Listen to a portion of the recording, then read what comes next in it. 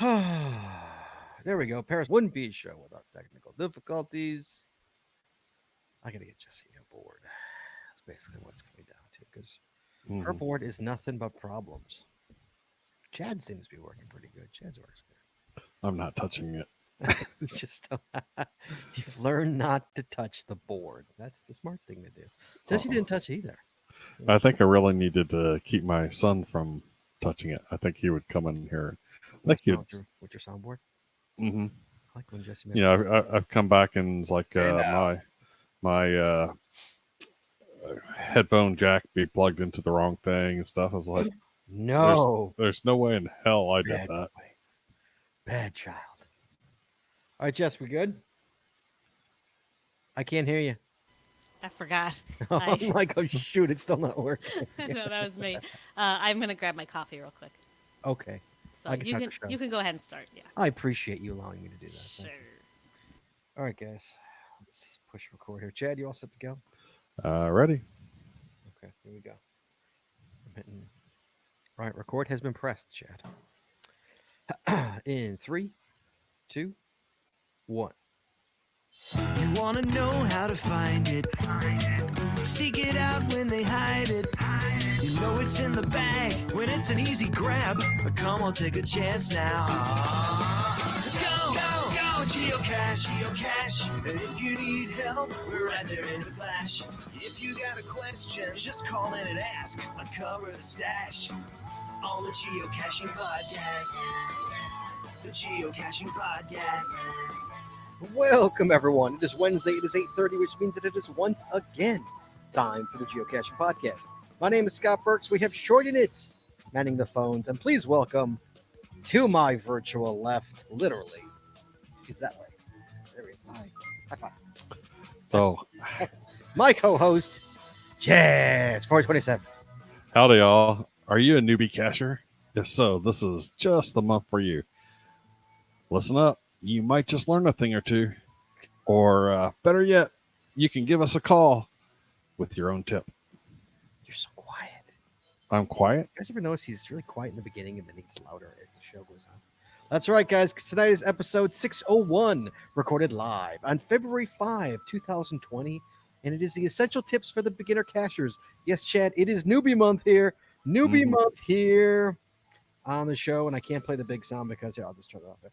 Newbie Month. Where's the big sound? Where's the big sound? Oh my God, I can't find theirs. Oh, Chad, it's Newbie Month. All month of February.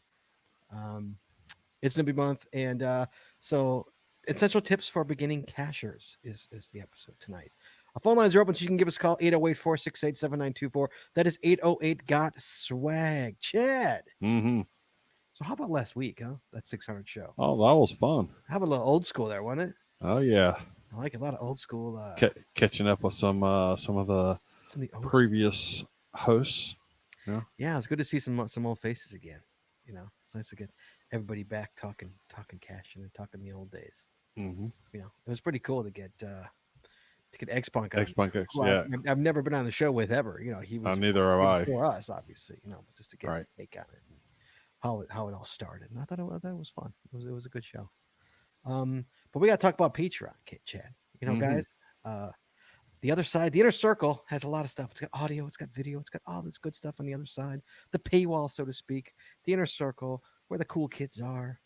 You want to be part of that? It's really simple. You just go to patreon.com. That's Patreon/the Geocaching Podcast. Tiers starting as low as $3 a month. You will get all that additional information. You know, all the extra. You know, occasionally we do shows and we stop the show and we keep going. And you know what? That gets thrown on the on that videos that Jesse and I do while we're out caching. That gets thrown on there. All this stuff. We have separate shows. The Friday Night Roundtable. That gets thrown on there. All these shows that we do over there. So yes. So again, it is anything you can to become a patron. It's a lot of fun to be there. It's patreon.com/the Geocaching Podcast. Promotional consideration paid for by the following. Tonight's show is brought to you by Cachly. Cachly is an advanced geocaching app for iOS. It features powerful online and offline features, including filtered searches, offline maps, and offline saving of caches. Cachly has hundreds of advanced features that will make your geocaching experience just that much better. Get more info at Cachly.com. That's CACHLY.com. And it's also sponsored by Logwork. Logwork, the creators of the fantastic logbook, made with genuine Write in the Rain paper. The logbook designed for the micro containers of the present and future, geared towards the hider who would rather go cache than do cache maintenance. Find them at logwork.com. That's LOGWERK.com. It's also brought to you by FTF Geocacher Magazine. FTF Geocacher is the magazine for geocachers written by geocachers. With 6 issues a year, FTF offers practical advice, hints and tips, cacher bios and milestones, geocaching events, trail tales, and all things geo-related. Find them at ftfgeocacher.com. That's ftfgeocacher.com. And by the Max Suds Body Company. Max Suds Body Company makes handmade bath and body products from all natural oils and butters. Items such as Poison Me Gone soap, itch spray, and 2-cent choices of bug spray are all great for outdoor enthusiasts like geocachers. At Max Suds Body, we have you covered from head to toe. Find them at maxsudsbody.com. That's MACS. Oh, I did that every time. MACSUDSBODY.com. And by Practical Geocaching. Practical Geocaching sells utility items for geocaching. Our items are made in the USA, and we always provide free shipping. Find them at practicalgeocaching.com. That's PRACTICAL geocaching.com. And finally, by pathtags.com. For all your swag and path tag needs, visit our website to get creative help, to trade or log tags, or to purchase your own personalized path tags. With over 39,000 tags to collect, pathtags.com is everything you need to start your path tag obsession. Visit them at pathtags.com. That's PATHTAGS.com. And Chad, as always, you can find our links to our sponsors on our website and where? In our show notes. In our show notes. Thank you, Chad. So, Chad, one of our sponsors, Practical Geocaching, who we love so much, has decided once again they're going to step up and offer small prizes to anyone who calls in and adds to the newbie conversation that we're going to have. Now, Chad, it's not just tonight's show; it's the entire month. Awesome. The entire month. If you give us a call and you add to what we're talking about in any way, you give Jess your snail mail address, and guess what? Practical Geocaching is going to send you a prize. They're sending you a mini pocket repair kit. They are fantastic. I have one. They are fantastic. And hey, you know what? It's free, and that's the best part. Oh, yeah. If you want one of those, we're giving away all this month. They'll limit one prize per caller, so you can't call every show and get 4. You call once, you're going to get 1. And we are up to 20. They said, and he said up to 20 callers. So up to 20 callers. Thanks, Jim. 20 callers are getting free mini pocket repair kits. Compliments of practicalgeocaching.com. A fantastic sponsor. So we appreciate them very much. So guys, hey man, you join in on this conversation, you get a free prize. So how about that? Chad. Yes, sir. So about a week and a half ago, we got an email from Acme Wildcachers, who's out of Wisconsin. And I didn't want to read it last week because we had so much going on. We're pressed for time, but I figured to read it this week. He wanted to give a send. He says, I wanted to send a follow-up on the attributes discussion from episode 599. That's the one. I've seen COs make honest but unfortunate mistakes regarding wheelchair accessibility. The guidelines indicate that a Terrain 1 rating should be used only when the cache is a wheelchair accessible cache. I think most people recognize that means the area immediately surrounding the hide needs to be flat and paved. Some COs don't seem to take into account that flat and paved alone may not be enough. If there's a stretch of our sidewalk leading right past the hide, but that sidewalk is not actually connected to anything, that's not really wheelchair accessible, Chad, is it? No. Most importantly, being able to roll the GZ is not enough. The container also needs to be reachable from a seated position. If the cache is a hide key on the bottom of a railing less than 6 inches off the ground, that may not be reachable, Chad. Right, that's what I was thinking about. If the container is 2 feet or more on the other side of the railing, it's probably not reachable, Chad. This isn't just a hider consideration. It's important for every single finder to put the container back, and this is very important, put the container back where they found it so it doesn't migrate out of reach. Very important. Oh, it would be better placing it on the back side of this. Disabled cachers have a very limited playing field to begin with, so Terrain 1 and the wheelchair attribute are giant beacons that stand out as indicators of caches they should be able to find without help. It's got to be a huge bummer to pick out one of these caches only to arrive at GZ and realize there is no way you can reach the cache. I've heard that some disabled cachers have seen this pattern often enough that they don't even bother going out unless they have a non-disabled partner with them. Right. Yeah, I've got a couple of friends that always go out who are disabled that always go out with a non-disabled partner just in case, even though they're going after 1-1s. Really? Yeah, that's a lot of us don't even think about that, especially when we're in a big hurry, and just trying to get it and get back back out on the road.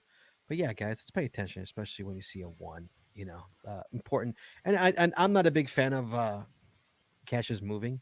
I usually try and put it back right where it was. I don't know. I'm assuming it's the right spot, but Right. Only if it's obvious it's got a broken tether sitting on the ground underneath a tree. Of course, yes. But like, especially, I mean, usually if it's a hidey key or something like that, I always try to put it back right where I found it. Right. Just because, hey man, if that's what they want, that's what they want. Yep. So thank you, Acme. It's good, very good points on that. Worth mentioning. So thank you for bringing that to our attention. And Chad, Sir Chad. Yes, sir. We were all newbies once, Chad. I was a newbie. I was never a newbie. Sometimes I miss being a newbie. I gotta admit, No. sometimes I do. Some of the first 100 caches were the best caches I ever found. And Yeah. not because they were amazing in any way, just because I'd never seen any of them before. Oh yeah, I Never like seen any of them. one of my first 10 caches was a LPC, and I was like, oh. Oh yeah, that's the most amazing thing you've ever seen in the beginning. Then by the time I had 100 caches under my belt, it was like, oh. But I was looking through my first 100 just the other day, preparing for the show, and I found some really cool caches. I found some really cool hidden in plain sights. My first 100, which probably kept me going. Like, this is the most amazing thing I've ever seen. I saw one with, let's put it this way, Chad. I did a phone, a public phone box. Like a one of those. Where Yeah. it was hidden inside of it. I did one of those in my first 100. I found like the pipe connected to the wall. One of those ones. You ever see those? Right. One of those was my first 100 caches. I saw really, and just by the fluke, I didn't know what a DT was. I didn't know what a stars meant. There wasn't. I don't even think there wasn't favorite points when I started. Yeah, I kind of fell in love with puzzles. I started finding puzzles, and that kind of intrigued me personally. And then my son was in the Cub Scouts at the time, so we were going camping and stuff, and I was always going out in the woods finding ammo cans in the woods and stuff, and those are always great finds. Oh, and then occasionally finding something, a weird one that was hanging up in the trees, and you had to go basically look at the rope or whatever that's holding it, follow it back to where it was tied at a tree, and then lower the container down, things like that. Sure. Yeah. So that was the reason behind this whole month, is that I wanted to, so often. I mean, I'm 18,000 in. You're almost 5 in. Jesse's you 12 or 11, Jess? I think she's. Are you 12 in yet? Or are you 12,000. 12,000 in. We've all seen a lot of caches. Just you buzzing, and we forget sometimes that not everybody knows what an LPC is. Not everybody knows what TFTC means. Right. The people who who are brand new, listen to these podcasts. So I wanted to give them something, that they can see. And what I spent the weekend, Chad, you probably didn't notice because you don't often go to our website. But if you go to our website, there's now a banner on the side for newbies that if they click on it, I pulled all the old shows from our archive that are newbie friendly, that a newbie can listen to start off with. And I haven't finished the page. I still have to put what's in the show, but it's a start. Links to shows that are newbie friendly and would help a newbie in any way. And obviously these shows will also go onto that list once I'm done. So if a newbie came to our site and clicked on that, they would say, oh yeah, okay, these are the shows I want to listen to that would help me immensely. And hopefully this show is as well. So this is essential tips. Basically, we're going to go through the basics of geocaching, Chad, and the website and the app and all that. Okay, guys, if you're old cachers, hey, consider a refresher. You may learn something new. If not, hey, what am I going to do? I got to help everybody here. Again, hey, guys who are, seasoned professionals here, give us a call, 808-468-7924. Add to this conversation. You'll even win a prize. Help the newbies out here. So we're going to start out, Chad. We are going to start out with GPS apps, Chad. the Ooh. GPS and an app. There are a few different ways to play this game. Okay, Mhm. one is with a mobile phone app. Geocaching.com has their own for iPhones and Androids. I think Windows. I don't know. Do they still make the Windows one? I have no idea. If they even I don't think there's a Windows Phone in existence. Is it gone so- now? I don't know. I don't know. Well, except for the ones that people purchased 5 years ago Right, they still and have it. beyond. Yeah, right. So But I don't know if they still make the app for it or not. I know I'm- they did for a while. if you own a Windows Phone, you need to smash the thing and go get either an iPhone or an Android phone. iPhone's most popular app is Cashly, aside from Mhm. the geocaching app. Cashly is a paid app. It's $4.99, well worth the money. Anybody will tell you. And Android's most popular app is CGO, and that is free. Chad, you're an Android guy. Would you concur on I would pay money for it. So that? I hung on to my Android. Wait, phone. Jess, we can barely hear you. I don't know what's going on with my sound tonight. Can you hear me now? No, you're getting a bad one. Okay. I like both CGO and Android. We can't. Going back out. She likes CGO and Android. Yeah, you might. but I always people talk at events and stuff and who are new to it and stuff, and they have an iPhone. I definitely recommend them checking out Cashly. If they got an Android phone, I tell them to go get CGO. Right, sure, right. Well, we got California on the line, Chad. We got El Rojo. Hello, sir. Yeah. Hello. Hey, what great timing. I know, right? I saw that. I'm like, oh, that's perfect. El Rojo wants to recommend Cashly. It's like, so Yes, I mean, the sooner you start using Cashly, just the better off you're going to be. Cashly, just such a superior app to the regular GC app. And how much does it cost? Like $4.99. $4.99. Oh, it's I mean, irrelevant. It's I'd pay irrelevant. $5 a year for that thing, It's Right. irrelevant what it costs. You need it. That's right? what it is. Absolutely. So, I mean, basically, for those of you that are new, Cashly's just got better offline maps, better mapping, better interface. It's more user-friendly. It can translate for you. So if you've got stuff in languages other than English, and I'm assuming it might be able to translate into English, just pocket queries. The other thing I do that's kind of cool, and this is an advanced topic, but I can actually download benchmark queries into Cashly. Really? Can you really? So, because I do a lot of benchmarking. Wow. And so if I'm in an area without internet, I can download benchmarks into there too. Wow. I mean, it just goes on and on and on about how much better it is. Does the GC app have the 528-foot ring around caches yet? I don't use it. I have no idea. I use Cashly. I couldn't tell you. Right. Maybe someone in the chat room could tell you. I don't know. I couldn't tell you. I don't know about that, but that's definitely a useful feature. I mean, if you're I've hiding, been that's using it with CGO for Yeah. Oh God. years. That's the best. Yeah. And what the newbies, what he's talking about is, remember we're talking to newbies here, is that when you have the app and it shows a cache, it shows a circle, it will give you a circle, a ring around that cache of 528 feet. So you'll know, like that's as far. So if you're hiding caches using that, you can see, okay, I have to get outside of that ring and not be in another ring to hide a cache. And we will be talking about hiding caches later in the month, but as an example, that's kind of what you'd use that ring for. And then Ian says the GC app does not have it. And the other nice thing about it too is, even if you're not hiding caches, let's say you're looking for like a mystery cache, you can kind of guess, hey, there's a hole over there where there's no caches, maybe it's over that way. Yeah, Chad's trying to show it. Wait, can you? There So, you go. so this is on CGO, but Apologize, it's the same. It's the same kind of thing there. So you can see the rings and stuff around the caches, so that if you're placing a cache, you can tell if you're in an existing zone, at least for the caches that you have. I mean, there's multis, of course, and puzzles might be in there because you don't know exactly where their final points are. But and and it again, like El Rojo says, you're looking for, you're trying to brute force that puzzle cache. I love brute force. Nothing makes me more happier than brute forcing a puzzle cache. Seriously, I love it. I live for that. oh, So, there was one that I I was. experienced brute forcing one the other day. how do you have a bad experience but brute forcing a cache? I missed the first stage and it was awesome.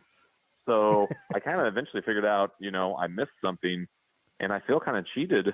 I'm glad I got the cash, but I got to go back now. It's in Vegas and find it because Well, I guess you're just I going to have missed to the first stage, and it was like legit. You're going to have to So, go back to Vegas, you poor child.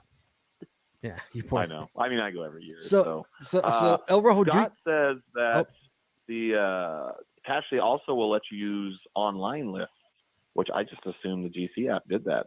That's pretty awesome. So you don't have to download a pocket query. How about that? God bless. And the best thing about Cashly, who was a sponsor of the show, by the way, is that he's awesome. Like I always say, my favorite story was I was having issues with it on Thanksgiving Day about 4 years ago, right when it was maybe like version 2, and I just shot him an email saying, hey, just a heads up, this isn't working. Dude got back to me in like an hour. I'm like, dude, it's Chris. I'm like, it's Thanksgiving Day, dude. Why are you emailing me back? I shot him a nasty email because he emailed me back. Like, dude, go be with your family for Christ's sake. Like, deal with this. You did get on his forum, give your issue. So I think he just put out the Watch or the Apple Watch app. So Cashly has an Apple Watch app, and it wouldn't let you put it in the little quick menu at the bottom of your Apple Watch. Well, I said, hey, you should set that up where we can do that. And like the next update, he did it. Yeah. Like, it's how many amazing. times do we ask Groundspeak, hey, can you do this? Can you do that? Yep. Cricket. We don't hear anything. No, Cashly's on it. He's and fantastic. They will put into practice what we asked for. And it's one guy doing the whole thing. It's amazing.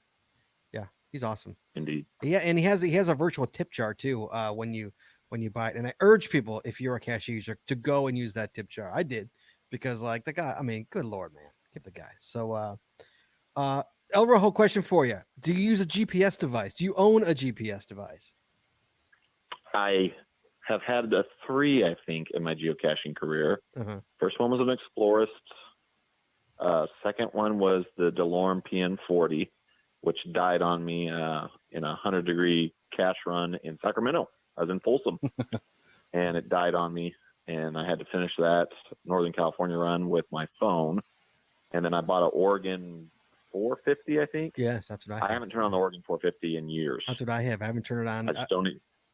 I turned it on, I think, a month ago, Jesse. We needed it for a chirp cache, and so I turned it on. Jesse, you trying to see if your mic works? Let's see. I'm trying to see if it works. Doesn't work. No, doesn't work. I tried it on like a month ago, and it didn't, and it worked. It booted right up, hit the satellites, and boom, found the chirp. I mean, things are workhorse, man. I don't even know where my 450 is anymore. I still got it somewhere, but my 600 is what I use if I I'm going out for a long day of caching. Yeah. So once you've decided to enjoy the game, you can, if you prefer, to purchase a GPS device. These, obviously, I'm not going to get into them, obviously, but these vary in price and options on what they can do. Make sure you do some research and choose the correct GPS device for you. I'm an Oregon man, but that's just me. I'm a Garmin guy. El Rojo, thank you so much for calling, man. We appreciate it very much. Thank you for your input. No problem. I appreciate you having me on, and I'll put a link in here for my newbie geocaching series too. Might be helpful as well. Awesome. Thank you so much, buddy. We appreciate it. Okay. Everybody have a good night. Bye. See you guys. Poor Jesse's having problems. Give Jessie a call. Poor girl can't listen. She could actually come in via the. I have another way in. I don't need a microphone. So, Jesse, you've been listening. Anything else you want to add to this conversation before we move along with apps? Or no, yeah, I mean, I definitely agree. I think, for new people starting out, give all of the apps a try and see what works best for you. I mean, we obviously have our favorites, but we've been doing this a really long time. And, we have to remember that when you're first learning, you don't know about all of the different features that apps like Cashly and CGO give you access to. And so maybe for someone just starting out, they do want a more basic app just to get their feet wet until they learn, the ins and outs of everything. So I would recommend try a few different fair enough options. Yes. All right. Chad, what do the stars on the cache page mean? The stars on the cache page means basically how easy to how hard it is. So you got a terrain rating of 1 to 5, which 1 is the easiest. Uh-oh. 5 is visible. There you go. Are we losing me? So Yeah, one yeah, is. you're coming in and out. I'm sorry. I might have to reboot my router or modem. So if this keeps happening, I'll go reboot it. But yeah, 1 is should be wheelchair accessible, like we mentioned earlier, and 5 is something that you would need special tools in order to access on the train. And then on the difficulty, so on special tools, I mean, you need a kayak to get to it. You need Right. some rope climbing gear to scale the mountain, whatever, something like that. And for the difficulty side of things, the 1 through 5 is, it's easy to find on a 1 to really difficult to find on a 5. And for puzzles, you can kind of use that as well. Some people use that for the hide. Some people use it for the puzzle difficulty. And challenges pretty much as well. Both of those tend to be more for the challenge difficulties, both the terrain and the how difficult it is to get to achieve the challenge.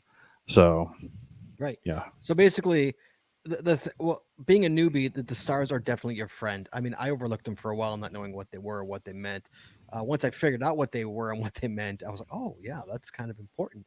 Always look at the stars, guys. If you're a new cacher, that will definitely determine how hard of a cache it is to get to, how hard of a cache it is to find. So you definitely want to pay attention to those stars. Very important when you're trying to go for a cache. If you're going to a tree and it's only a 1.5 terrain, you're probably looking on the ground. If it's a 3 or up terrain, you're probably climbing that tree. And that's just something you learn as you go along in the game.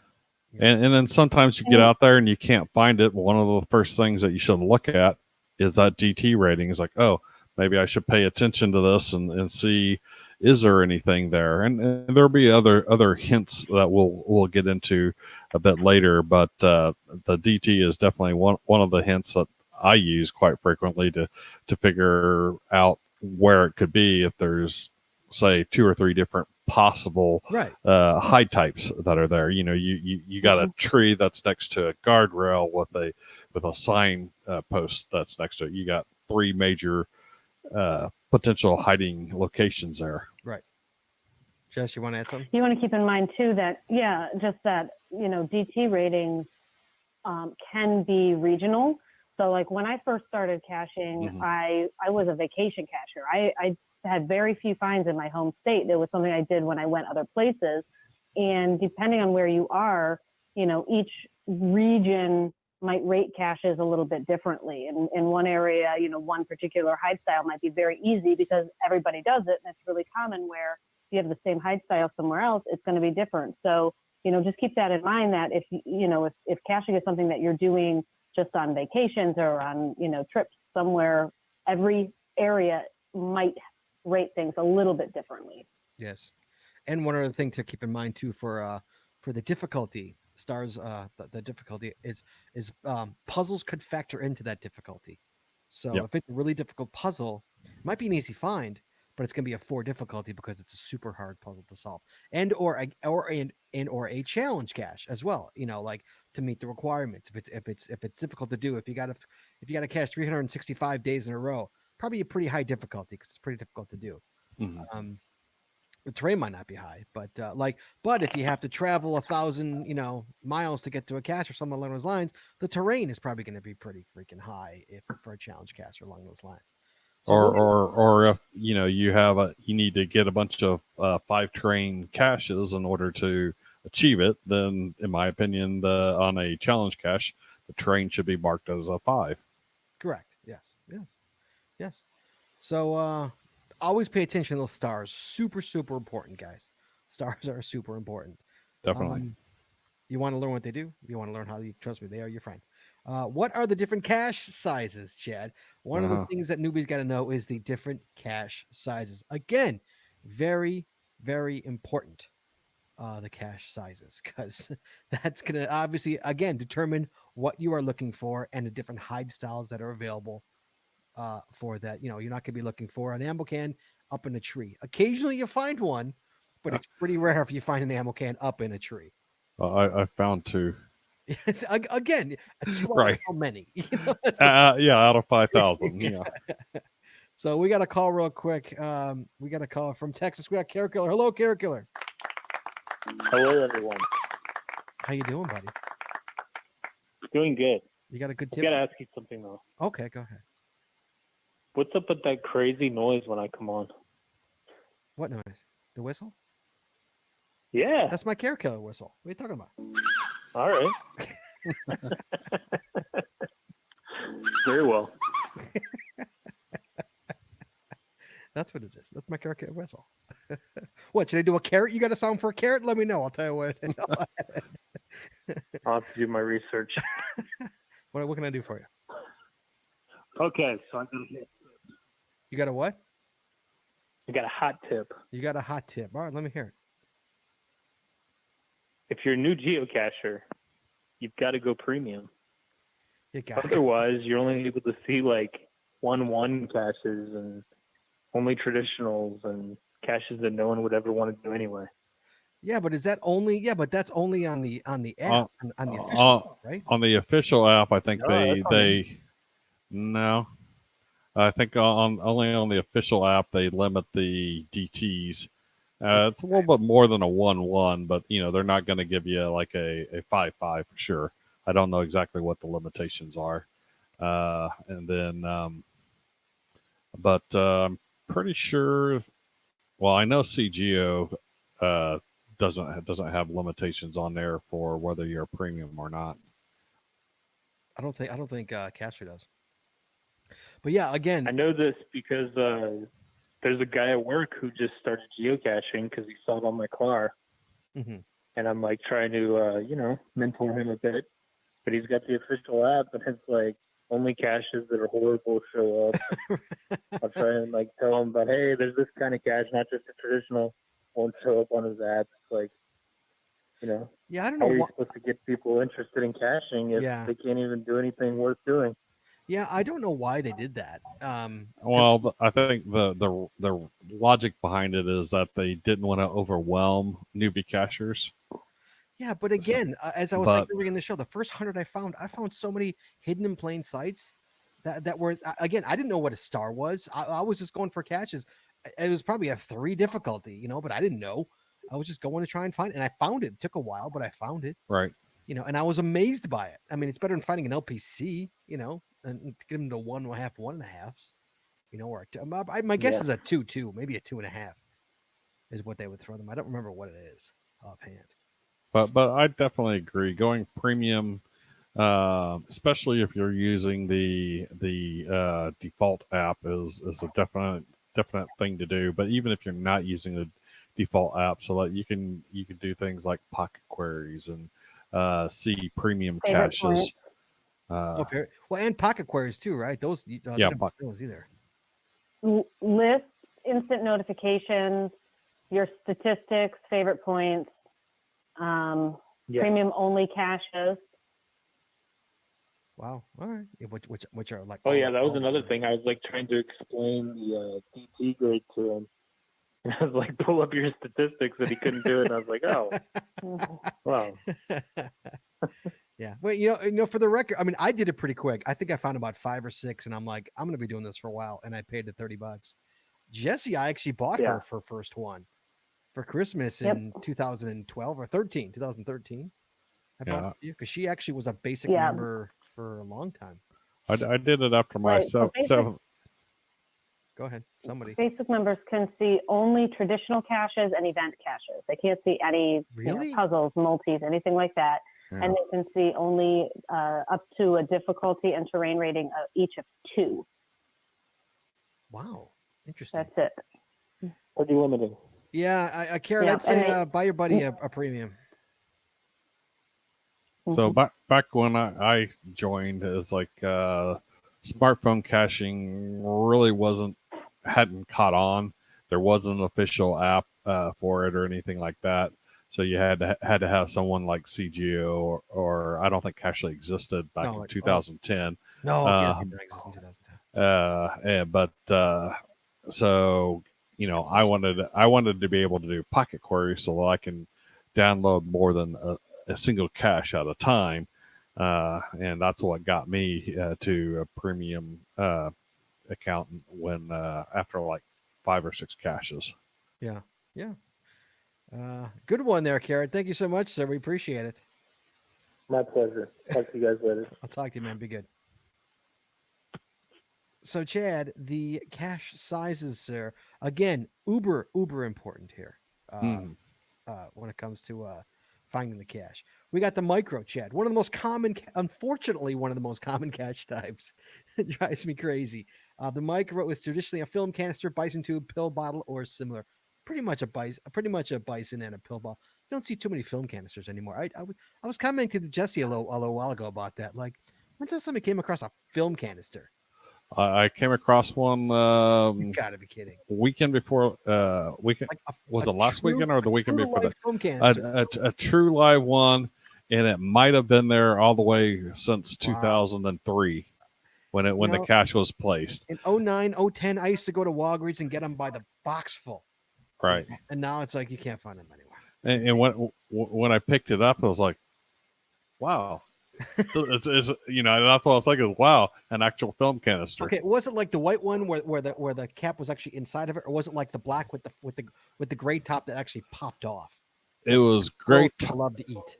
It was gray top, but it was wrapped in a silver duct tape and stuck inside of a 4x4 post.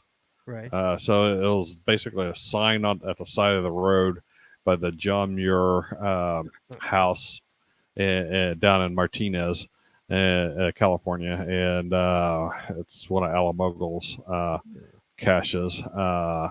And so it was back from 2003 when I found it. Yeah, I pulled it out and was like, huh. It's it's a film canister. I was a bit shocked. What year is this? It was 2003. No, you're saying to yourself, like, what year is right. Yeah. So and that's what made me wonder if it was the original container. Absolutely. Often they have magnets taped to them, which makes them very easy to hide in urban areas. Too small to contain regular trade items. That's a micro. The XS, if you will. The small is a normal plastic container of the smaller size. Obviously, it's more sturdy and weatherproof. Hopefully, lock and lock are more common examples of this small cache container. Personally, I think a preform is a small. Some people consider it a micro. I think of it as a small. In my opinion. I agree, and people will argue that a small has to be able to fit a sandwich. But in about 1 minute, people are going to be telling us about how a preform is a micro in the chat room. Wait, give it a minute. I'm sure they were. Sure they will. I have preforms out there that I have labeled small. As do I. That's right. They are a small, they're not a micro. If you could put a Geico trackable. Mm-hmm. You remember the Geico yes, I do. Lizard trackables? Yes, I do. So if you can fit one of those in there. Or a golf pencil. You can fit a golf pencil in there. Yeah. Yeah, see, Ian says, but it can't fit a sandwich. See that right there? It can if you squish up the sandwich. I can puree a sandwich and get the thing in there. Off, you can. Don't say that. Next up is a regular, Chad, my personal favorite. A regular or a medium, if you will. Which is usually an ammo can or something similar to that size. They can fit most trade items and are quite common in forests or areas away from cities where they are more easily hidden. Again, this is like regular is the dying size in geocaching. Unfortunately. Yeah. I remember when they were all regulars, when it was rare that you could find one. Now it's like it's rare to find a regular. Remember, I mean, Jesse and I it's hard to find a regular in the friggin' woods. It's a regular. Yeah. It's a regular. We went out and found a whole bunch this past weekend, and the only regulars we found were ones that were from 2011, 2012. Yeah. Mm-hmm. Yeah. Everything else was all micros. Literally micros. They were we found some preforms. And I'll find a preform in the woods. I'm not against finding a preform. That's as small as I want to get in the woods. Anything smaller than a preform in the woods, and I'm getting kind of pissed. I'll have to find a preform and up. But love a good ammo can. I love a good ammo can. Unfortunately, all the ammo cans are old caches. Jesse, we got to get like a pallet. Oh no, we have a ton. We have a ton Okay. of we have a ton of plastic ammo cans in the garage. We got to go. Don't go with the plastic ammo cans. Yeah, but in Texas or in Chicago, they're good. The plastic ones. Okay, you don't get a lot of water in them. No, they're not. No, they got that seal on them. That seal, okay. Maybe in Texas that seal tends to go away, but like every one that I've ever found in Texas has been waterlogged. No, well, Texas is very different than Chicago. It's a different, sure, different weather. Beware. The large, Chad, large. I love larges. Big buckets, or a word I don't use often enough. Enormous containers, Chad. Yeah. Less common considering how hard they are to hide. Less common. How often do you find a large? Jesse, did we just did that large challenge we had? We found a challenge. We had to find 75 larges. Chad, how many larges do you think you found? I'm coming up on 100, I believe. Look at Jesse trying to think of the challenge I'm talking about. I'm trying to pull up my profile to look. I have found 73. I have 18,000 plus caches. I have about 18,300 right now, and I have found 73 large caches. 73. I have 61. 73. That's it. Out of 18.5%. 1,000 caches. I'm over 100 now. I've You are got not I've got over 107 larges. Oh my! Yeah, you found like 5,000 caches, and you found over 100 of them are large. Yeah, 2.3%. You must have had like a power trail where they were all large caches. That must. Well, I tend to go after larges if they're available. So. Okay, see, this is the Florida thing, because Gary B here of the bees says I'm over 300 larges. See, okay, it's a California thing. Okay, I don't trust you anymore with your larges. Then you've watered down the larges in California. Is what you've done. I would say that the vast majority of them were true larges. Really? Yeah. The largest. Occasionally I come across one that should have been a regular, but not often. The largest large I ever found was a silo in the middle of Illinois, middle of nowhere. It was a huge silo, and it was like that was the cache. It was an abandoned silo. I think the largest one that I found was a miniature church, and it was literally literally a church was the cache, but it was a miniature church, and it had a logbook in there. I think Jesse's largest would be that garbage can we found that we videotaped, that Oscar the Grouch one. Remember that one? It was like junior high, the garbage those big like black garbages they had, those huge plastic garbages on wheels that they used to have when you were in school. One of those was in the woods with Oscar the Grouch on the inside. I think that's probably Jesse. We haven't found anything larger than that, have we? Not that I can think of. No, that's like large, I think, in between us too. Well, one of my favorite ones it's called Does a Bear Blank in the Woods? And they literally used blank in there. They didn't go with the naughty word. But they had taken a water heater, and they had cut open the water heater and hinged it so that you could open it up. But then they took a bunch of foam and sprayed it around it and texturized it and painted it so that it looked like a log. It looked like a tree fall. Oh, that's cool. and then even textured the rings on the ends of it where it looked like it had been cut.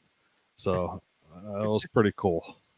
Yeah, really quickly, I don't want to. El Rojo. Sorry. My shipping container cache that the walls were covered in butcher tape as the log. Very nice. Nice. Next up, other, Chad. Used in special cases, for example, when the cache is only a logbook without an actual box or container. Yep. The dreaded other. Yep. Dreaded other. I remember a challenge cache for finding others, too. I remember that. Because others are usually hard to find. Yeah, I think one of my favorite others was one that I copied and I named the cache. So this one was called My First One, was the one that I found, and it took me several tries to find it. And I put a cache out called Not My First One, in as a homage. That Okay. that was identical in style.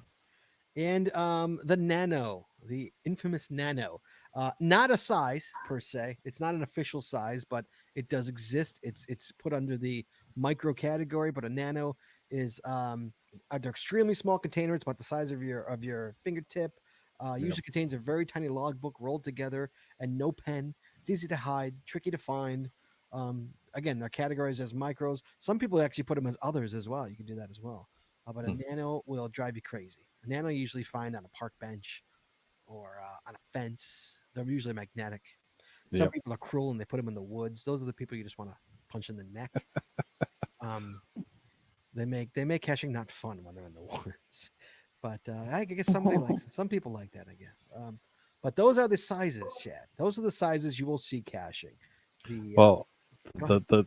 the DNA tube nano that is has a rock glued to the top, stuck The Pico. into the ground. Mm-hmm. The The Pico the tubes. those I hate those. I know. We all hate those, Chad. Yes, we all hate those. Next up, Chad, cache types you can still find. What are the cache types you can find that are still available today? Because again, some cache types have been archived, obviously. Hmm. So traditionals, Chad, just your basic go find it, log it cache. Your good old traditional. I think the icon's a green box, right? It's green. Just a green. What is that? Just a box. Right? I think it looks like an ammo can, Is doesn't it it? an ammo can on the official site? I'm trying to think of what it is. Um, I know it's got a green cover on it, a green top with a white box with a green top. Just basic find it, go get it cache. Gotta love those. The different cache type, mystery cache. It's a Uh-huh. question mark. Usually involves a puzzle of some sort or a challenge to find the cache. Yeah, do something to find the coordinates for the cache. The infamous and dreaded multi cache, one of my personal favorites. Nobody loves to hunt these. Numerous stages to get to the final cache. You're gonna go from usually one or two, hopefully one or two Uh, stages. I like a two-stage multi. Everybody loves a two-stage movie. Yes. The letterbox, Chad. Hmm. Directions given to you how to get to the cache. You either read how to get to it or you follow a map. But it's verbal or written directions on how to get to it, not just giving you the actual coordinates to it. I like doing the letterbox. I haven't done a letterbox in I guess since last I love Geo letterbox. Woodstock, but I love a good letterbox. Our friend Porch is a letterbox cache. Our friend Porch. Uh, Which I've solved, have you? but you know So you know where you can see me on Google Maps is what you're telling me, Chad? exactly. You can see the top of my house. Well, I can see the front of your house too because Google Street View. Oh yeah. Oh no, totally. Yes. I don't even know what it looks like. Jesse, have you ever Uh, looked at our house on Google Street View? Yeah, it looks like our house. I know, but is it like is your car? Is there a car in the driveway or anything like that? No. No, no car in the No. driveway. Mm-mm. Okay. Um, that's creepy. I was in the front yard of my old house for a while on Google Street View. I saw the van go by. It took like a couple months before it actually the photo made it there, but I don't know what processing they do. But then I was in the front yard. It's like cool, Oh, that's kind of awesome, dude. Really, you're in the front yard. yeah. Um, the multi. Okay, letterbox. Where I go, Chad. This is a third. This uses a third party app used to find caches, usually via questions. Is what Hmm. it is. Questions via a third party app. These used to be pains in the ass with the software always crashing, especially on Oh, GPS units. oh, And you'd do a where I go party where you'd get yep, several people together and all of you started at the same yep. time, That's and right. hopefully someone's still working at the end. Yeah, But now with the apps on the iPhone and the Android, they're pretty solid. yeah, yeah. We used to play Where I Go Survivor, and who was the last person standing. Right. It still crashes occasionally. I mean, Jesse and I have had some issues with it in the past, but much better than it used to be. Much. Right. It's much more rare for it to Yes. crash. So yes, you will do. You only if you're using the in app, you will need to download a third party app to do any Where I Go caches. And you'll need to download the cartridge Yeah, as well. but the app will explain to you how to do that. Yes. think the app. Well, okay. On Android, you have to literally download it separate. The app Oh, really? doesn't download it for you. Oh. Virtual caches, which are grandfathered in, which means you cannot hide virtuals anymore. Aside from the occasional, Well, now the virtual rewards. Reward. yeah, sprinkling of the chosen ones who get a virtual. I'm not a But not chosen just one. anybody can go out and hide one like Yeah. you can any other kind. Right, exactly. Yes. No container. Just go place and answer a few questions, basically, for a virtual cache. They're getting harder and harder to find, so it's always nice. Don't ever pass one up when you see one, new cachers. Don't ever do that. Don't ever pass it up. And if you get a virtual reward, make sure you put out number one. Make sure you put out a virtual. Number two, make sure you put out a good virtual. Number three, don't make it a multi-stage virtual. Well, I'm sure. I don't think a newbie is going to get a virtual. I'd be shocked if a newbie got a virtual. True. Webcams also grandfathered. No more. A webcam cache. You take a picture is obviously a webcam. We all know. I would hope you know what a webcam is. If not, it's a camera that points usually to a street of some sort or to a park. That you can go to a website and see yourself wave on the camera. Again, these are grandfathered. Not many left. I think there's 99 or I don't know how many webcams are left. Jess, do you have any idea? It's just like right around 100 in the U.S. You Really? take a picture of yourself on the camera, and then you log it with your log. You upload it with your log. So I think it's 99. I think one just got archived. I think 99 or something like that.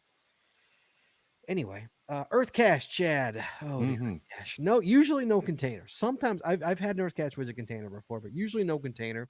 Just go to a place and learn. You answer a few questions about some kind of Earth thing, whether it be a rock or a stream, or that's what we have in California. Not California. In Chicago, we have fens and what's the other? You have oxbows. No, we don't have those. But depending on where you live, the region you live is you're going to have the most kind that you see usually. But you go and you answer questions. You learn. You have to learn. Is what you do. They're kind of nice. I like Earth Cache. I really like Earth caches. Or a lab cache. Again, a third-party app. You have to have the Adventure Lab app to use these. Go and answer some questions. Basically, it takes you to places and you have to answer a question. Lab caches are popping up all over the place around here. Jesse, Yes. what's the lab cache situation here in Chicago? What do you mean? What? Tell me about the lab Here? cache. Yeah. There are more and more new ones coming out every day, including one from somebody in this household will be coming out Yes. sometime soon. Woohoo. Jesse got a lab cache.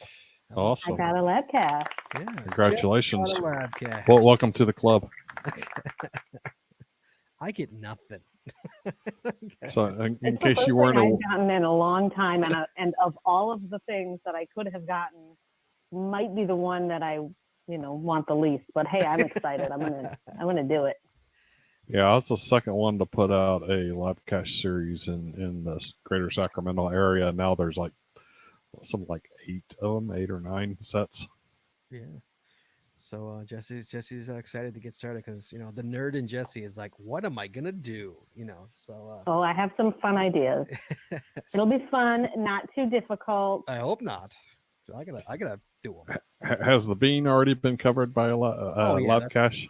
No, a bean is not a lab. That's a virtual. It's a virtual. Well, you can still have a virtual out there and then have a part of a lab.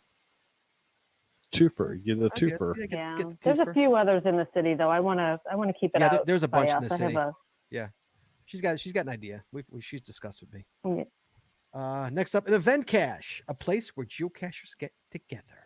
Mhm. I love the event caches, man. Usually a small gathering, 30 or so people, usually at a restaurant or in a park. You want to go to these as a new cacher. You definitely want to go to these. It's where you meet other cachers. Jesse, first time I took Jesse to one, she was floored that other people talked to other people who cached. She was amazed by it. So it's a great place to go and meet people. And geocachers are in general friendly people. They'll usually be happy and good to see you. We don't bite. No. Usually. A CETO, Chad, or Saito, if you will. Cash in, trash out. A get together to pick up trash or something similar, whether it's picking weeds or picking up trash or doing something of that sort, helping and clean up the environment. Basically, is what a CETO is. That's a mega, Chad. A geocache we get mega. together with over Ooh. 500 people. That's a mega. If you want to Yes, sir. megas are great. We've done shows on mega survival guides and all that stuff. So um, megas are a lot of fun to go to as a newbie. I love I megas. Oh yeah, a giga, a geocacher get together with over 5,000 people. 5,000. I've been to one giga in my life. I think there's only been one in the U.S. so far. So Yes, they have. Other special and rare types, Chad, locationless caches, the Project Ape cache, uh, HQ, the GPS Adventure Maze, HQ Celebration, the HQ Block Party, and the Community Celebration events. Those are all coming. Some of those are coming later this year. But yeah, those are the ones more rare, very hard to find. These aren't the ones you usually find in the field. The other ones that we've discussed are the ones you usually find in the field when you're out caching. Um, hiding your own cache, Chad. Now we're going to talk about this later in the month about hiding your own cache. So I don't want to go too much into it, especially with the time we have now. Um, but I think personally, a newbie should wait a bit. Some say 20. Wait till you find 25 finds. Some people say wait till you find 100 finds. Chad, what do you say? What's your opinion on that? How long should a newbie wait before they hide their first geocache? I think it really depends on the newbie. Okay, but roughly. But 100 is a good number so that you get a feel for what a good cache is versus what a crap cache is.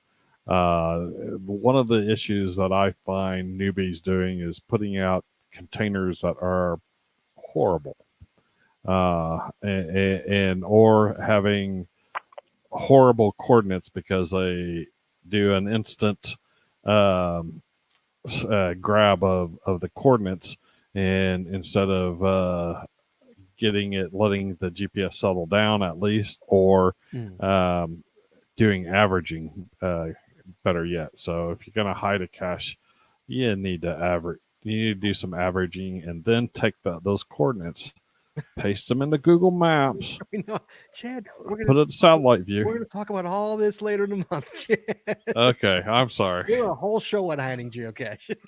But I have found cachers that have only found 9-10 caches in their entire caching career, and even a couple that have never found any, but or at least never logged any, but likes to go out and hide caches. Sure, absolutely. And they make some very interesting containers, and they hide things in very cool ways. So I don't want to say ban everyone from doing it that has less than 100, but 100 is a good safe number. That being said, I might be in the total minority here, but I think that if you do not have a premium account, you should not be able to hide a cache. I think you should be only premium members can hide caches. But that's just me, my opinion. Yeah, see, I'm in the minority, and most people won't agree with me. But I think it would definitely change. You would get much better hides if only premiums. If that's someone who's taking the game seriously, if they're paying $30, I think they're gonna take it a little more seriously than a 10-year-old kid who just.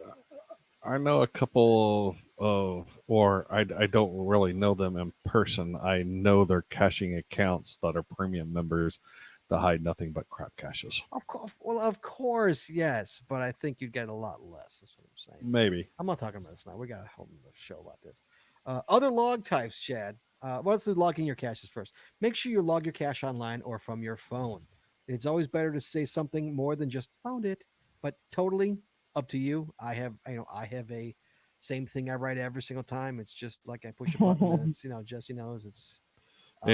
And if you have a total of 4 finds, don't be complaining about the cache container. Right. Well, we'll get to that too. Don't worry. Sorry. Yeah, the show's almost up. We gotta keep going because I really want to get through this list. It's kind of important. Okay. Other log types. Didn't find it. Never be ashamed or afraid to log that DNF, but only log it if you really didn't find it. Not trying to find something because a muggle was sitting right there is not a DNF, Chad. It is not a DNF.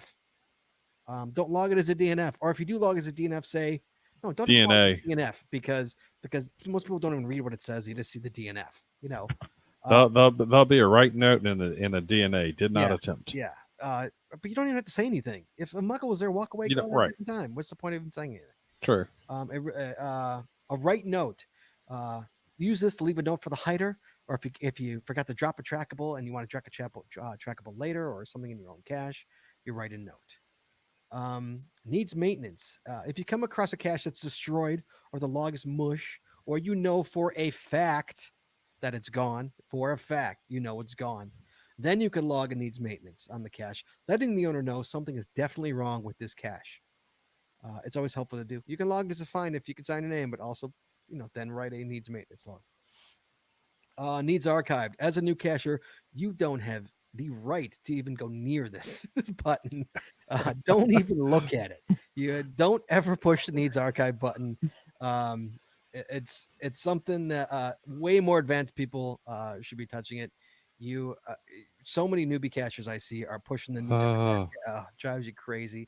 Don't even touch it. Trust me, as you're a newbie cacher, you have no idea if a cache needs to be archived or not. Couldn't find it. Needs archived. Right. Yeah.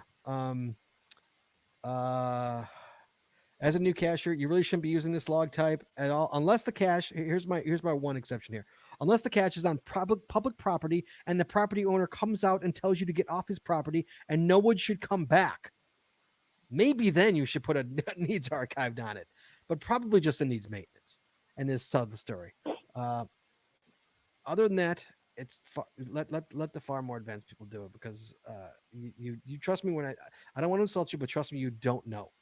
Send if you think it needs to be archived, send the cache owner a mail, a message, a note or an email. a note. Right. Chad with the needs archives. Oh Lord. Chad, favoriting a cache. This is for premium members only. Freebies, you don't get this option. For every 10 caches you find, you will get one favorite point. Then you could give out to caches that you feel deserve a favorite point. The best Which part Scott doesn't give out. What? Which No, Scott doesn't give out. Jesse went out last weekend, dude. Me and Jesse went out. Jesse, Okay. how many caches did we find last weekend? We found like 40, 50 caches. I think we found around 40 or so in total. I gave one favorite point away, Chad. You'd be so proud of me. Ooh. It was a I good did one. too. I never. I don't even remember what it was. Neither do I, did. but I gave one away. I'm like, that gets a favorite point. I was shocked by myself. I shocked myself. The best part is you can search by favorite points. So if you're out of town and you're caching, you can search by favorite points. You will find you're going to hunt the caches that you know are going to be super cool because they get the most amount of favorite points. Jesse loves to search by favorite points. So if you're on vacation, you definitely want to search by favorite points. Tips to help you find the cache. Ready for these, Chad? Mm-hmm. Read the cache description. I know it sounds funny. Read the cache description. Sometimes it tells you right there. Check the DT rating. Super important. Check that DT rating. You know what you're in for. You know what you're looking for. Check the size. Again, this is what us seasoned cachers do. Literally every time we look at the phone and look and see what we're looking at. Check the hint if there is one. Chad said he usually doesn't check the hint. I know you've said in the past you rarely check the hint. If I've been there 5 minutes and looking around and I can't find it, I'm going to go through reading the cache description. I'm going to be checking the DT, the size, read the hint, you're going to hit it here, but I'll go ahead and say it. Read previous finders logs. Those usually good things. Yeah, check finders photos, previous finders photos. Those are awesome. Yes. Check the attributes. I'm a big attribute guy. Yep. I know people don't, but sometimes I tell you, attributes totally work. They totally work. If you can't find a cache, check the attributes. I'm an attribute whore. I love them. Finally, Jesse put some other tips in here. Other tips. This is the last of it. The other tips. Find a friend or a mentor. Go to an event, meet people, join social media groups. Absolutely. Having a Padawan, little Padawan, or someone to train you on how to do it. It means the world. Again, you guys know I See It Was Mine. I helped Cody when Cody was a brand new cacher. Jessie was a little seasoned. She was 50 or so in when I met her, so she knew what she was doing. But it's a great thing to have to learn. Somebody will teach you what's good and what's bad, the correct and incorrect way, and what not to do, what to do, all those do's and don'ts of caching. Um, so a friend or a mentor is awesome to have. I highly recommend it. Don't be afraid to message another cacher to ask for help or a tip. Again, that's how I met I See It. I couldn't find one of his caches, so I shot him an email. They didn't have the message thing at the time, and that's how we met. And we became fast friends and started caching all the time. So don't be afraid. Cachers are friendly people. Yep. You send them a message, they're going to respond to you. They're not Or phone a friend. yeah, and the Yeah. more people you know, the more phone of friends you have. And trust me, phone of friends are awesome. They are awesome. Oh, yeah. Use the website, not just the app. Again, so true. There is so much more info and other features available on the website that are not on the app. And I agree with that completely. Go to the website, use the website, not just the app. Yeah. Pick a good name. Oh God. Oh God. This is what you will forever be called. Forever be called. My name is Scott Burks. My caching name is Scott Burks. It's horrible. I hate it, but I can't just, guys, I considered changing my name to .com and I can't. Jesse won't let me. She's like, you can't change your caching name now. Like you're 10 years in, dude. So I guess I can't. Taz 427 Shorty Nets, so choose your caching name wisely is what I recommend to you guys. I think you can change it now, but so I guess if you can change it. I would say if you're going to use a long one, make sure that you can abbreviate it. Yes, like yeah. SK. I'm guessing Shorty Nets abbreviates with SK. No, we're we're SBSK is what SBSK. When we Okay. catch together, I sign everything SBSK. Yeah, Okay. SBSK. So yeah. And again, another one. Listen to a podcast. I know it's kind of funny if you're a newbie and you're listening to this. Obviously, you do, but listen to our more than just us out there. Listen to a geocaching podcast. Joshua, the geocaching vlogger. Listen to Joshua. Watch Joshua. His videos are amazing.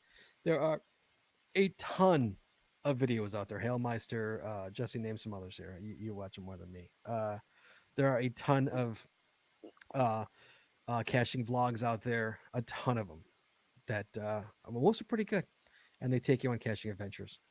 There's Facebook pages to help you out with puzzles. With God, yeah, all kinds of different things. There are Facebook groups. Yeah, plenty of Facebook groups out there to join and have fun and learn. And again, cachers are very friendly people. They're not like they're not friendly. So, and Google. Jesse says Google. Why Google, Jess?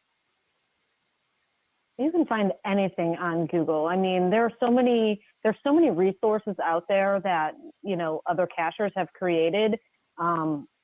Bloggers, I have a blog that I every once in a while will get an inkling to add to.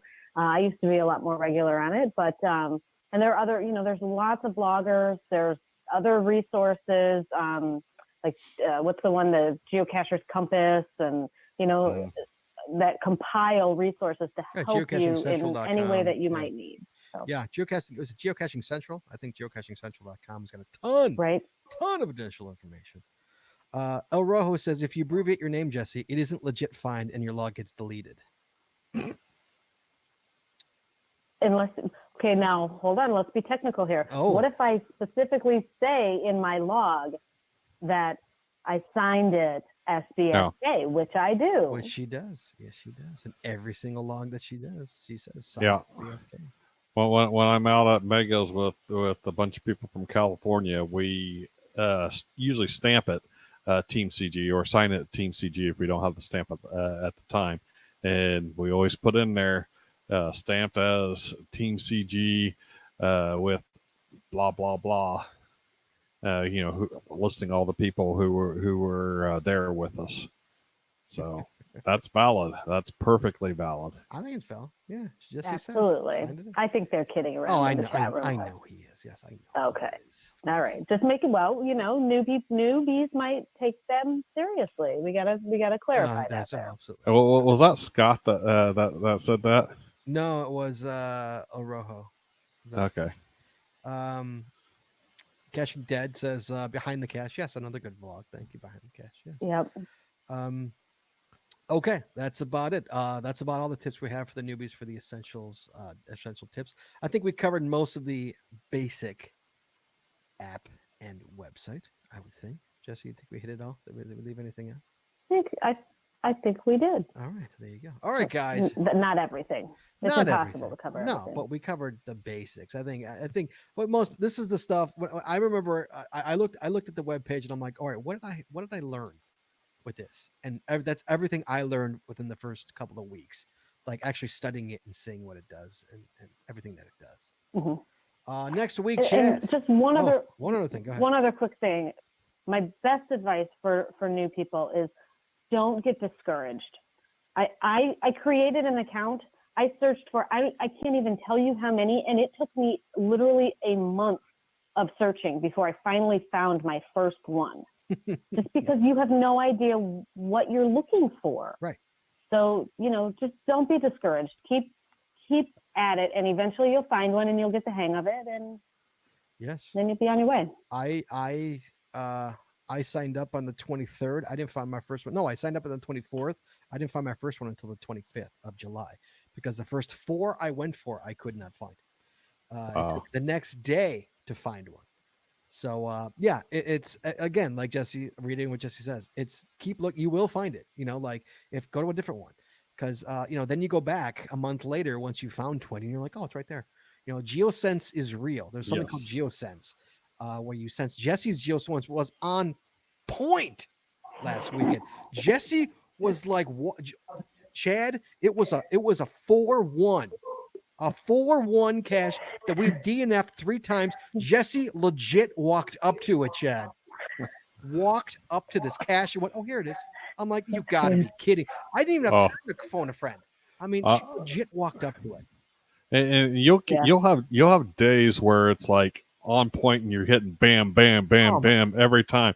And then you'll have another day where you couldn't find a cache if it's like hitting you in the head. Oh, yeah. Oh, Chad, that's right. Same night. Okay. That Chad, 1.5 feet of snow on the ground. The cache is in bushes. Like, I'm not talking about like bushes. I'm talking about like flower bed bushes. And I'm kicking around snow going, there's no way we're going to find this. Jesse goes, got it. I'm like, you got to be kidding me, dude. Are you serious right now? Yeah, she was on point that night. Yeah, I had a good night. Awesome. You sure did. I was useless. I wasn't even driving. I was completely useless that night.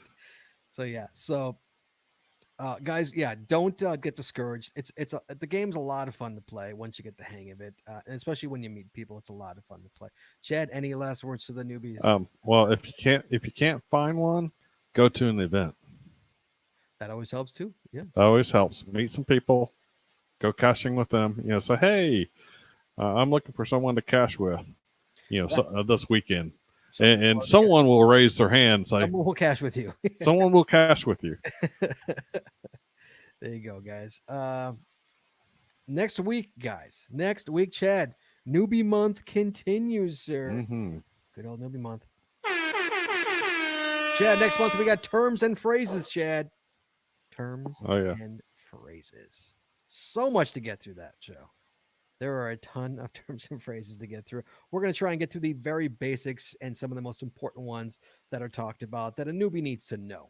Obviously there's a lot of fun things they don't need to know, Yeah, they don't need to know what universal transverse Mercator means. Exactly. They don't need to know if what is it? Or what is it? Not TFTC. I mean, you should know what TFTC means because people write that, but the more obscure ones or some of the phrases that you really don't need to know. But we're going to talk about the ones you do need to know. So that's next week, Chad. Thanks everybody in the chat room for giving your 2 cents. We appreciate it. We love hearing from you guys. Thanks everybody who called in. You guys get a prize. So all month long, up to 20 callers, you call in next week, you get a prize automatically. So Chad, thank you so much. Jesse, thank you. We got to get your board fixed. We'll get it fixed hopefully by next week. Yeah, I don't know what's going on with that. Sorry about that, guys. Nah, we'll get it fixed. No worries. Somebody sometimes used to stay away from acronyms. They are local, not universal. I agree. Certain ones are universal, but yeah, certain ones are universal and certain ones are local. Yeah. Overly used. Oh yeah. All right, guys. So let's close up this show. Please join us again every Wednesday at 9:30 Eastern, 8:30 Central as we stream live on Facebook, Twitter, YouTube, and on our website, geocachingpodcast.com. The archived video versions of our podcasts are available on our website or on our YouTube channel, and the audio versions are available on your favorite podcatcher. If you like the show, please head on over to Apple Podcasts and rate, review, and subscribe. We really appreciate it, and it really does help the show when you do.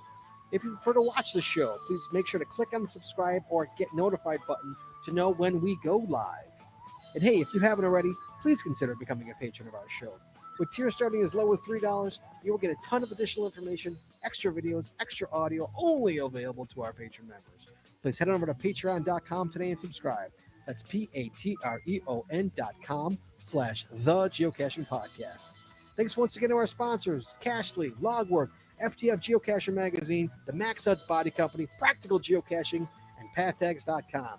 Please visit our sponsors, and when you make a purchase, you tell them the GCPC sent you. That's all we got this week, so we'll see you guys next week, talking geocaching, taking your phone calls. In the meantime, be good, be safe, hug your loved ones, and we will talk to you guys next week.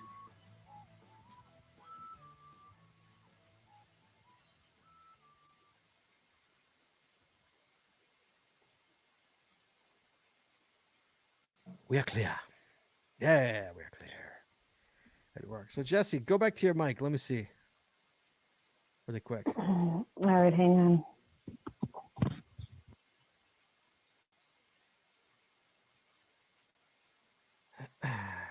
Ooh, El Rojo says, I'm kind of surprised how fun this episode was. Thought we might get bored. Oh, thanks, El Rojo. All right, Jess, talk. Hello? No. Can anybody hear Jesse? Do not understand. Absolutely nothing changed from last week. I don't. You were just working before the show started. That's the best So part. weird. I wonder. I can barely hear her. I'm not sure if I hear you because you're in the other room. Chad, can you hear her at all? I could barely hear her. Okay, so you could barely hear her. Right. Hello, hello, hello. No, nothing. Hello, hello, hello, hello. Well, there you are. Now you're louder. Hello? Oh, Yeah. that's so weird. What'd you do? I turned my volume all the way up. Hello, hello? Wow, there you go. I don't know. That's really weird. Yeah, that board's like nothing but problems with that. Nothing but problems with that board. We gotta get you a new board. How's this? Hello, hello, hello? Talk it one more time. Hello, hello?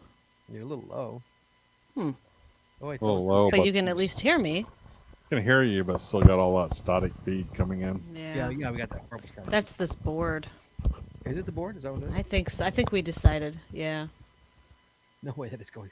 I think we hear her through that mic. No way she's going through the wall. No, overhaul. I mean, like I can hear her. I didn't know if you guys could hear her at all. So, I thought I was the So one much hearing. static. Yeah. Like I can hear her. Sometimes I can hear her when she's talking loud. I can hear her. 'Cause I she- always hear Scott. He's loud. Yeah, I'm loud. I talk to the back of the room. So Yeah, we need more patrons. Yeah, Jesse needs a new board. We need more patrons. yeah. See, that's better. But yeah, but it shouldn't be. Yeah, but it's like super loud, right? Isn't it? Yeah. I'm saying you have it turned up super loud. Yeah, I have it. I didn't adjust anything from last week, so I don't understand. Yeah. And someone says we still hear the white noise. Yeah. So it's like, yeah, we'll get it fixed, guys. And that's guess what? Everybody who's patrons, I'm gonna bug you on a Saturday night, and I'm gonna be like, guys, come on online so we can fix the sound like we did that one time for like an hour and a half. I told Our you about my patrons are so awesome. Yeah, so I could bug you guys for an hour. And how does that sound? How does this sound?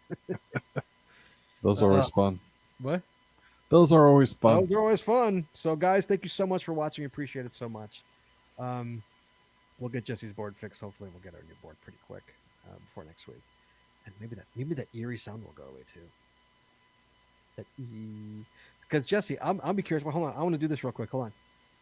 I'm gonna hit record one more time because I want to hear you sound normal now, but I want to hear you how you sound on audio because I bet you're super loud on the audio.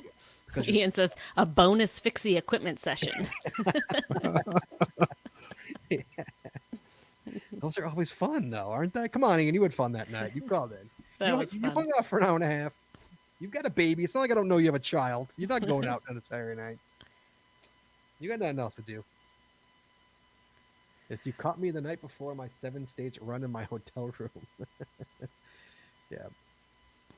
So, The buzz Oh. is awful in the car. Oh. Yeah, it sounds so different. Like listening to our show on my phone, just at the house, compared to in the car through the car system.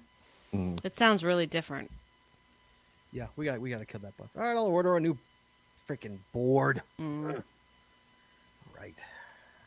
More for Jesse. All right, guys. Thank you so much. We will talk to you guys next week. Terms and phrases. It's gonna be fun. All right, thanks for listening, guys. Talk to you soon.